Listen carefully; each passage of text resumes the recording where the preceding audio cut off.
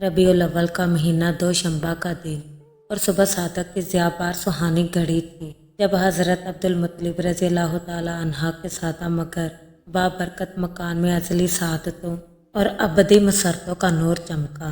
हज़रत आमना रज़ियल्लाहु ताला अन्हा फरमाती हैं कि मैं उस वक्त घर में अकेली थी। जनाब अब्दुल मनाफ तवाफ के लिए गए हुए थे कि अचानक एक ज़बरदस्त धमाके की आवाज़ सुनाई दी जिससे मैं घबरा गई। उसी लम्हे एक परिंदा आया और उसने अपने पर मेरे सीने पर लगा दिया और मेरा खौफ जाता रहा। आप रज़ियल्लाहु ताला अन्हा फरमाती हैं, मैंने देखा कि मेरे सामने एक सफ़ेद मशरूब मौजूद है और मैंने उसे दूध समझा। मैं प्यासी थी, उसे लिया और पी लिया। उसके बाद मुझसे एक नूर बुलंद हुआ। फिर आप रज़ियल्लाहु ताला अन्हा बयान फरमाती हैं कि मैंने दराज कद और नहायत हसीन जमील ख़वातीन को अपने कमरे में दाखिल होते देखा और मुझे उस वक्त हैरत हुई कि उन्हें मेरी हालत का इल्म कैसे हो गया। उसी दौरान मुझे विलादत की तकलीफ़ का एहसास हुआ और उन दो औरतों ने एक सफ़ेद रेशमी चादर मेरे सामने फैला दी और मुझे आवाज़ आई कि इनको लोगों की नज़रों से छुपा कर रखो। आप रज़ियल्लाहु ताला अन्हा फरमाती हैं कि मैंने परिंदों की एक टोली को देखा जो मेरे मकान की छत पर बैठ गई और उनकी चोंचें सब्ज़ ज़मुर्द की और उनके पर याकूत के बने हुए थे। आप फरमाती हैं फिर अल्लाह ताला ने मेरी आंखों से पर्दा उठा दिया। मैंने मशरिक़ और मगरिब का मुशाहिदा किया और 3 झंडे नस्ब देखे, एक मशरिक़ में, एक मगरिब में और एक काबा की छत पर। फिर एक औरत ने मेरी पीठ पर हाथ रखा और बिस्मिल्लाह पढ़ा। उसी लम्हे नूर मुजस्सम रहमतुल्लिल आलमीन सल्लल्लाहु अलैहि वसल्लम की विलादत हुई।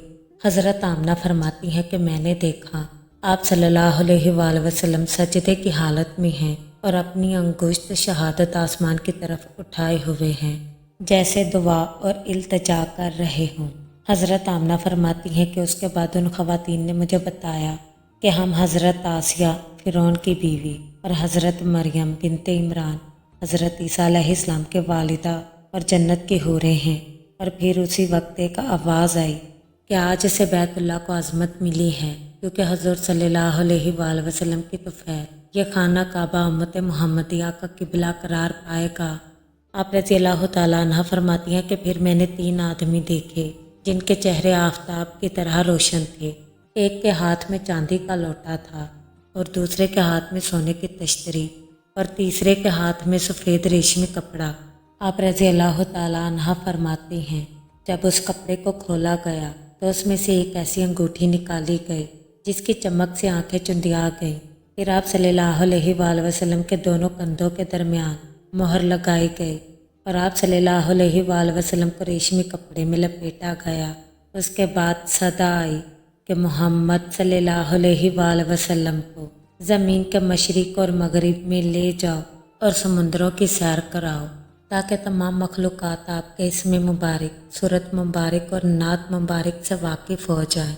आप रज़ियल्लाहु ताला अन्हा फरमाती हैं फिर वो फरिश्ते हज़ूर सल्लल्लाहु अलैहि वसल्लम को अपने साथ ले गए और मेरी आंखों से ओझल हो गए।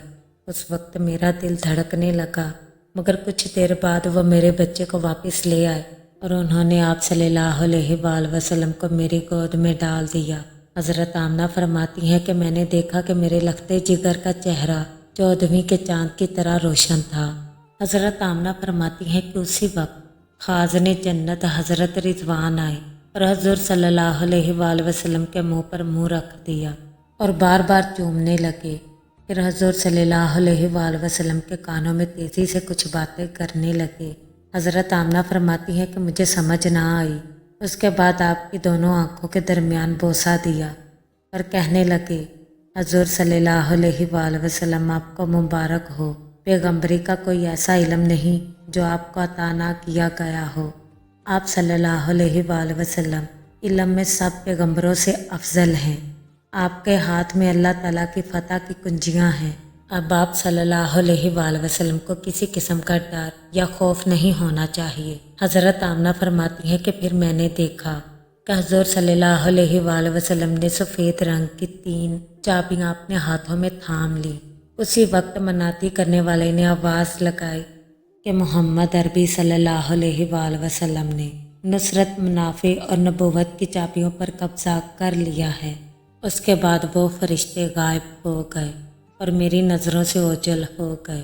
حضرت آمنہ رضی اللہ تعالیٰ عنہا فرماتی ہیں، پھر میں نے اپنے لختے جگر کی طرف نگاہ کی تو دیکھا کہ آپ صلی اللہ علیہ وآلہ وسلم 14ویں کے چاند کی طرح روشن ہیں، اور آپ صلی اللہ علیہ وآلہ وسلم کے جسم مبارک سے خالص کستوری کی خوشبو مہک رہی ہے۔ ان تمام واقعات اور مشاہدات کو دیکھنے کے بعد آپ رضی اللہ تعالیٰ عنہ فرماتی ہیں کہ میں نے اپنی ایک باندی کو اپنے سسر محترم حضرت عبد المطلب کے پاس بھیجا۔ باندی نے جا کر عرض کیا کہ آپ کے ہاں ایک نہایت حسین و جمیل بیٹا پیدا ہوا ہے، تشریف لا کر دیکھ لیجئے۔